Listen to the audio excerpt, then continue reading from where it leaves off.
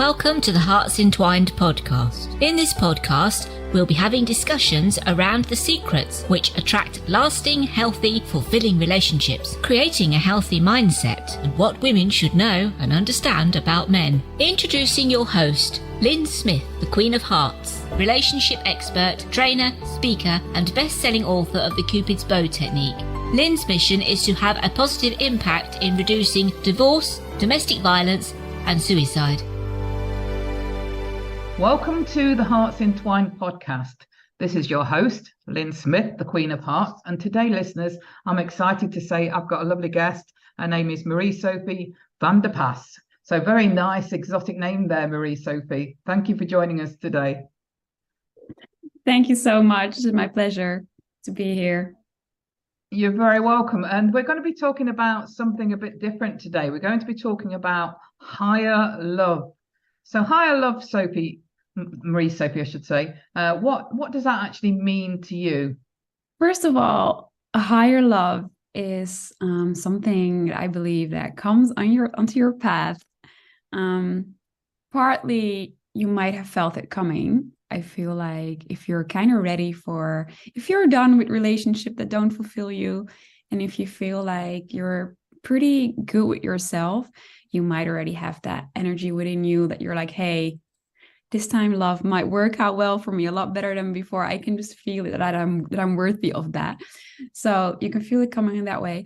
And then it just pops up in your life, in my experience, and just feels really, really good. I would say a higher love is something that doesn't need words, doesn't need really anything. It just is a very strong feeling, very strong attraction. And it's just there. It's amazing. It's great. And I suppose what we're trying to say in relation to higher love is that it usually comes on the back of probably most individuals doing a lot of work on themselves initially, so that they actually feel comfortable if they are single, being single, and actually comfortable if they're in a relationship that it is safe, secure, and operating at a high level. That's really important. Absolutely. So what do you think are the different terms? And we have discussed this a little bit on previous episodes with different guests, but what are the different terms that people may or may not be familiar with that could describe that higher love relationship? So terms that are being used are like twin flame, soulmate, mirror soul. I think people like to describe it that way because there is some sort of a mystical experience or connection sometimes.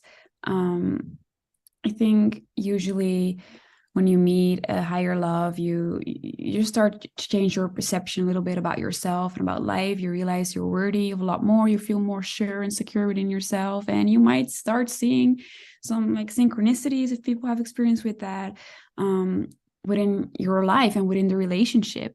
And that make it something that some people want to put a label on because, hey, it's different than the majority of relationships I've had. It feels like something special is going on. And yeah, there is. Not something special in that it's something so unique and different that you can't attain, but more that it's special as in it asks you to hold more love within yourself and within your life, to be able to keep it, to be able to cultivate it, and if you want to be able to, nurture that relationships and take it all the way to the end, you just got to cultivate more love. I absolutely 100% am aligned with that. And I feel personally, it's quite often around knowing that you're destined for something bigger than yourselves in your relationship, and being a shining example of what love could be and is, so that people have, I suppose, role models to look towards as to what they could achieve in their own love lives for themselves. Yeah, I love that you say that.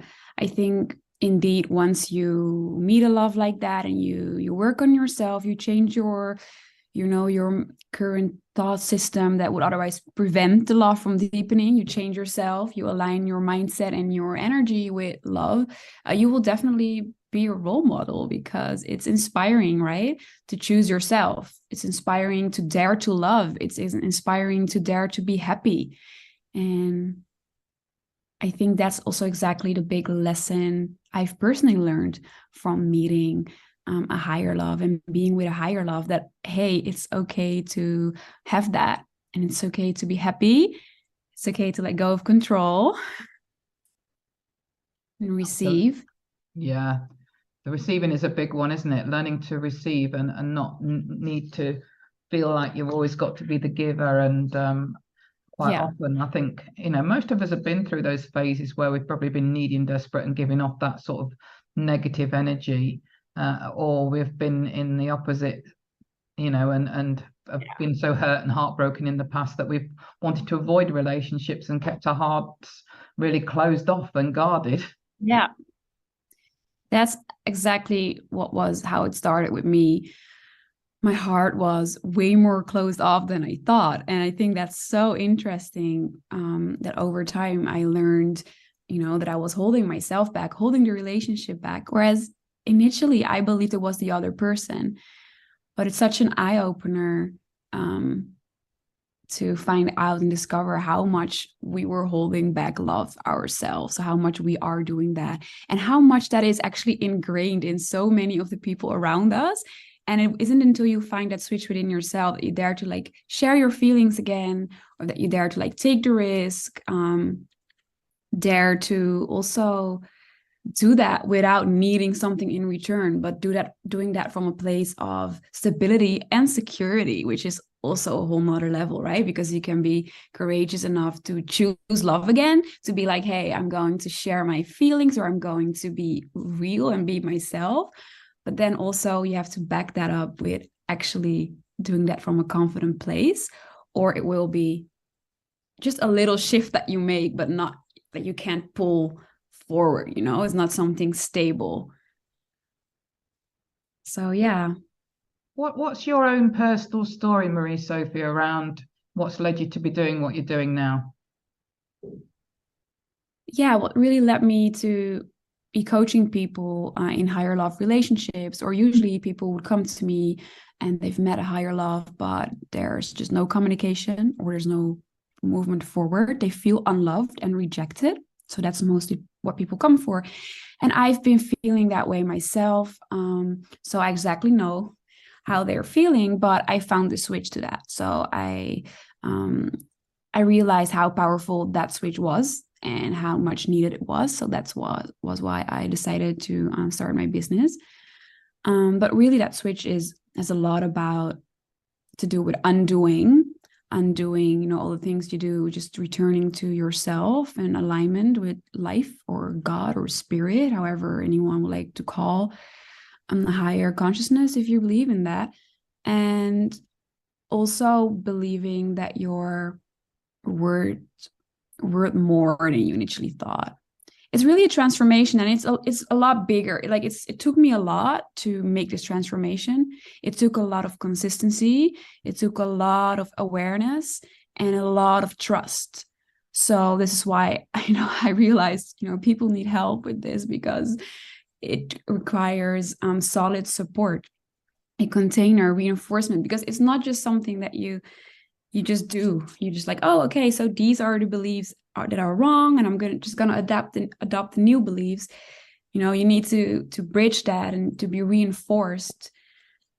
And yeah, it's great work. It was a big transformation. So what was life like before you had and went through your own transformation, and what is life like now since you've been through that? Well, so before that transformation, I felt like my relationship wasn't moving forward. I was walking up against the same walls. I was making steps forward, but I didn't realize that I was making great steps, because I was always questioning myself. So it was quite a confusing period, I would say. I'm not saying that I always felt that way, because I think you can meet a higher love and have so many successes, but then still so many walls, and then you don't even know. So you're not always sad, but you have this big problem. And I had that, and it was really annoying, right? It consumes you sometimes. Having done that work and finding that switch, it is humbling because you realize that you, first of all, have been standing in your own way for a long time. So what happens now is that I deepen my relationship consistently. I receive finally the love that I desired and didn't think was there, but was there all along. And I think a big part of it as well is deepening steadily is really what I want to say, because I feel like, there's never going to be an end to love. It's never going to be, oh, it didn't work out first and now we're in a relationship and we have great love and that's the end. So you always move deeper, but I think I could still be moving deeper right now, feeling stressed or confused, but because there is like a process or an understanding that I attained within me, I can move deeper, more steadily, and feel relaxed about that, and not worry if there's something to overcome within the relationship, or if there's something that I would love to see different or better. It's just, and it's always me who has to make the change, and then the change will be reflected back by my reality, by my partner. So actually, it had a lot to do with claiming responsibility over the relationship. Absolutely, because I think it's quite easy for most of us to lay blame at the other person, and say it's your fault that I don't feel great. Right. About what you've said or whatever behavior they're engaging in. And it might not be great behavior, to be honest, but the thing is that we do have to accept responsibility for what we're experiencing, don't we? And even if that's a case of, I need to have stronger boundaries in place because this behavior towards me isn't acceptable, and I need to take responsibility for having stronger boundaries in place. Right. That could indeed look like boundaries. It could be like, for me, it was a lot of misunderstanding each other. So it was me jumping in with with love, and then them needing a minute to process, and then I would already be like, what, this is taking too long, I need you to reciprocate this to me now, and I think that would trigger me, upset me. But of course, the lesson in that was as well taking responsibility, as in relax, just keep on doing with what your intuition, your heart says, follow the good feeling, and don't judge the other person as not wanting that or abusing you when they're not right away, doing the things that you want them to do. It's really about just finding happiness within, right? Like just being secure and steady within yourself, and trusting that as long as you cultivate that energy steadily, the other party must change as well and conform basically to that energy, because otherwise it cannot be in your reality if you want to look at it from a spiritual perspective. If not, they will move your reality and someone else would come in.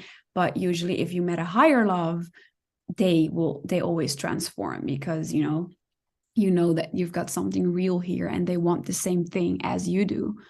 It's really a matter of just being consistent and patient. It's not patience, but it's more like just trusting yourself and being detached how it looks exactly. So it's not about looking at the other person thinking, I need to fix you. It's about looking at yourself, isn't it, always, and looking internally and thinking to yourself, what can I be doing that's different, that's going to put me in a better, higher quality energy than what I'm currently experiencing? Because whatever energy you're in and exuding is going to input the other person, and that's going to, like you say, be reflected back to you. So if you're only one project or only one thought around what we're discussing from this particular conversation is, what do I need to take away from this?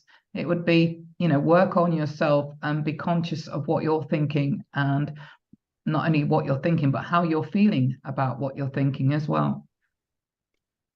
Yeah. Feelings are so important. I think that was one of the most crucial things in my whole transformation and in the results in my relationship. Because if you, first of all, indeed, you can feel better about the way you think, right? It's a response, but also you will think better thoughts if you feel good. Sometimes it's not even about, hey, change your mindset. Sometimes it's just about, hey, drop the subject, do something that makes you feel good, and watch and see your thoughts about the situation change just from feeling better. And yeah. Yeah, 100%. 100%. It is around getting in the energy of feeling good. And then, like you say, the answers come, don't they? And your perception changes. And then on the back of your perception changing and your energy changing, their response to you changes within that for the best and highest good of the relationship. Exactly. It's such a beautiful process, beautiful relationship. So with you, was it with the same person that you went through this whole experience? No, I've actually met multiple higher love connections. So that was really interesting. So what was your, I suppose, experience of what was happening previously that other people might be going through currently that might be an indicator that they need to do this inner work on themselves? So you mean the challenges I was facing? Yes. Well, I think so it differs per situation. For me, I usually manifested or had higher love connections where circumstances were pretty daunting. So I was facing challenges like they're already in a relationship to someone else, there are children involved, there's marriage involved, they live on the other side of the world, there's huge cultural differences. I'm just naming like the most drastic challenges that could be coming up in a relationship. And that seems really scary because you're like, oh, there's so many reasons why this wouldn't work out. And I think a big message here would be that, hey, circumstances do not matter and you can transcend anything with love. You don't have to think that you having love or you choosing this relationship means that you're blocking the happiness of other people that might be involved. I think that was such a big topic that people feel guilty for having this love or pursuing that. I think that was something that I've been experiencing. But what I figured out is as long as you stay true to yourself, as long as you're happy, as long as you just, love, circumstances will transform, situations will solve itself, you will inspire other people into love, and things will work itself out. Absolutely. So circumstances do not matter. Yeah. Yeah. It is literally around, for me, my experience has been really working on changing my feelings, and making sure that for the most part of most days that I wake up and focus on things that are going to make me feel good. And then, like we said earlier on the back of feeling good, your experience of others automatically is a good experience for the most part, isn't it? Yeah, absolutely. Absolutely. And once you feel bad, it's also okay to acknowledge, okay, today is not my day and I'm not seeing this clearly right now. Like I'm probably not in the zone. But once you recognize, hey, today I'm not feeling so well, you can just check in with how you feel in your body. And you can just tell yourself, like, I am not seeing this probably as it is. So I just choose to not act as much today. I choose to not, make any important decisions or say as much as I want to say today. I'll just take a step back, and whenever I feel better, I'm gonna have another look at this situation. Yeah, and not beat yourself up, for having a bad moment or a bad day. And just like you say, just think tomorrow's another day, and we can start from scratch again and look at ways that I can hopefully have a longer period of time where I'm checking in with myself and making sure I'm doing stuff that's making me feel great. Yeah, exactly. And it doesn't necessarily have to be, stuff that makes you feel exhilarated. It can be just stuff that makes you feel satisfied. Just work on what's going to make me feel satisfied in this very moment. Yeah. It's just choosing the path of least resistance. So it's just doing something that makes you feel better or more comfortable in the moment. And you can always build it from there. So Sophie, you're the founder and CEO of LoveChamp. Tell us a little bit about that.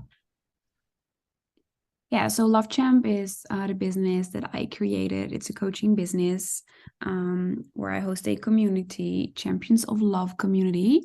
And I come live there weekly for my clients, and I coach them through their relationships. And yeah, it's really just what we talked about just now. I'm really helping people to reclaim their power and to see the situation from a perspective that's really rooted in love. And that has the ability to change them, how they feel, as well as how their partner responds. So that's the work I'm doing there. It's really exciting, really interesting. Excellent. And what would be the best contact information if our audience members wanted to connect with you to share with us? I think the best way to reach out to me would be lovechamp.nl, just to my web address. And you can find more about me there and my programs and contact points. Brilliant. Well, thank you very much for sharing your wisdom today. Any final thoughts or tips or information that you'd like to share around the subject of higher love before we close this episode? Well, I would love to say that whenever someone met their higher love, that it's really a matter of releasing their own resistance to it. It's not a matter of changing the other person and working really hard to get a result. It's really about just taking a breath and allowing yourself to receive, because the right inspiration will come to you and the right inspiration will come to them to move the relationship forward. So don't worry as much. Yeah, it is about that, isn't it? It's letting go of the worry, the doubt, any fear, and relaxing more. Yeah. It's not about doing more. It's about, literally chilling more, isn't it? Yeah. And stop looking at it as a problem so much. Indeed, like reframe, just relax, relax and receive. Relax and receive. I love that. Well, thank you so much. Really had a really lovely experience talking with you today, Marie-Sophie. And thank you so much for sharing your wisdom around higher love. Thank you so much as well. It was my pleasure. I enjoyed so much talking to you. So I'm excited to talk to you again sometime. Would love that. So it just leaves me to say, true love starts with opening our hearts. And until next time, goodbye for now. Thanks for listening to the Hearts Entwined podcast. You can follow Lyn via the Facebook group Two Hearts Entwined, or search Lyn Smith, inspirational speaker, at LinkedIn, or email lyn@hearts-entwined.com. That's LYN@hearts-entwined.com. Remember, true love starts with opening our hearts.